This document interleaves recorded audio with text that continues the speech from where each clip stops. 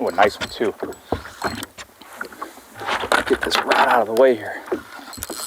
Ooh, nice big bass. Big smallmouth bass. So I'm back on Butternut Lake again. I'm hitting a couple of the spots that I fished in the morning where I caught a lot of bass, but I couldn't get them on video because it was raining. And I ended up marking, throughout the whole day, I ended up catching a ton of bass with drop shot rigs just off the bottom. But I marked a lot of fish suspended yesterday. Couldn't catch my crankbaits. Tried some jerk baits, that didn't work either. So I came out this morning and the plan was to set up 2 split shot rig rods with a real tiny split shot, about 12 to 18 inches above the hook. And I'm just throwing some live night crawlers, and I'm doing 2 rods. I'm throwing 1 rod out, letting it fall to the bottom, and just a nice real slow drop. Ooh, real nice bass. The goal is to get these suspended bass to grab the worm on the way down. A lot of times those fish I'm not even targeting with the drop shot rig because I'm just using a heavy enough weight to get it to the bottom quick. Man, a real big bass.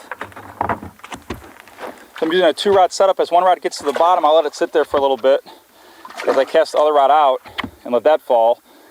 And just kind of picking it up, doing it again over and over and over. This technique takes a lot of patience, but man, it does pay off. This bass proves it. Come here, buddy. Oh, nice bass.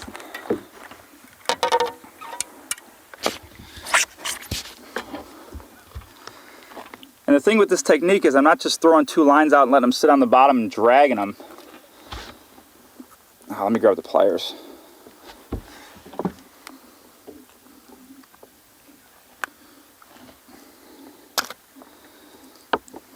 And the thing is with this technique, I'm not just casting 2 lines out, sitting them on the bottom, and dragging them along. I'm actually throwing 1 line out, letting it fall, throwing the next line out, letting that fall, letting them get to the bottom a little bit, lifting the worm up off the bottom 4 to 5 feet, and then letting it drop back down. Lift another one up 4 to 5 feet, dropping that back down, and then I'll wind the lines in, cast to a new spot, try it again. It really does work, and you're going to be able to catch some of these bass that are suspended 5 to 10 feet off the bottom. There's one. All right, got one. Man, good bass here. Real good bass here. Well, I moved to my second spot. I've got like 5 spots, well, probably 8 to 10 spots on this lake that I know are pretty good spots for catching bass. 5 spots that I've fished a lot. Well, at least 4 or 5 times that I've had success on. I'm on my second spot, still showing you guys how to use that split shot and just a little small hook. I'm using night crawlers. You could use minnows or leeches, but just a split shot rig. I'm fishing anywhere from 12 to 18 feet of water.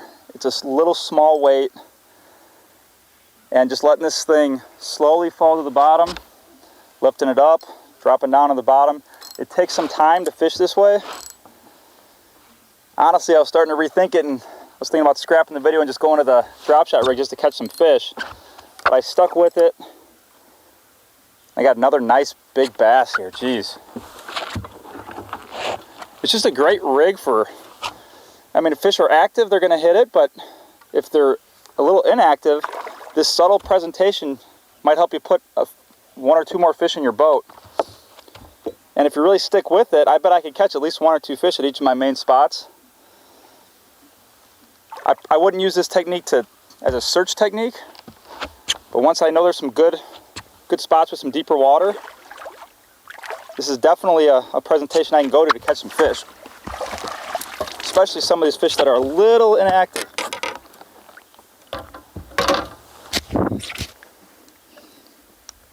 Another good bass.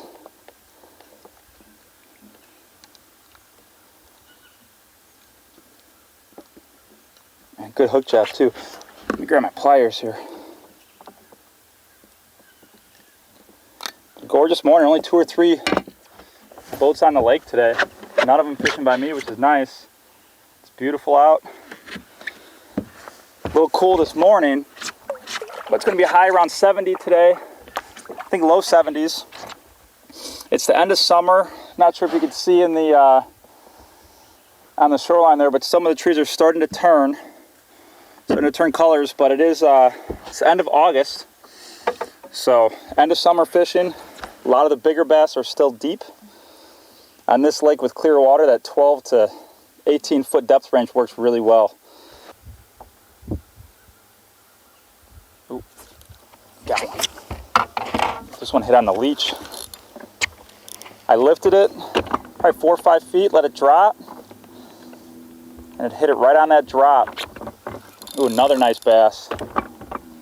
This one didn't take too much longer to get to bite. This one bit probably about 5 minutes after that last one that I caught.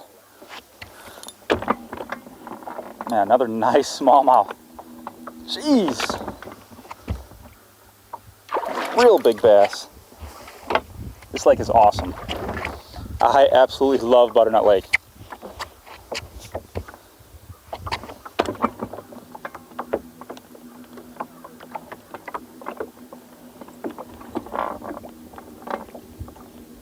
Man, pretty bass.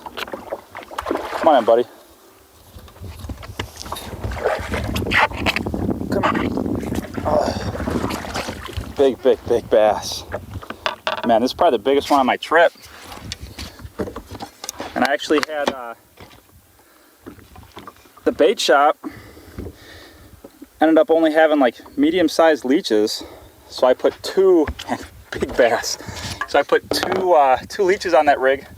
Once again, split shot rig, beautiful bass.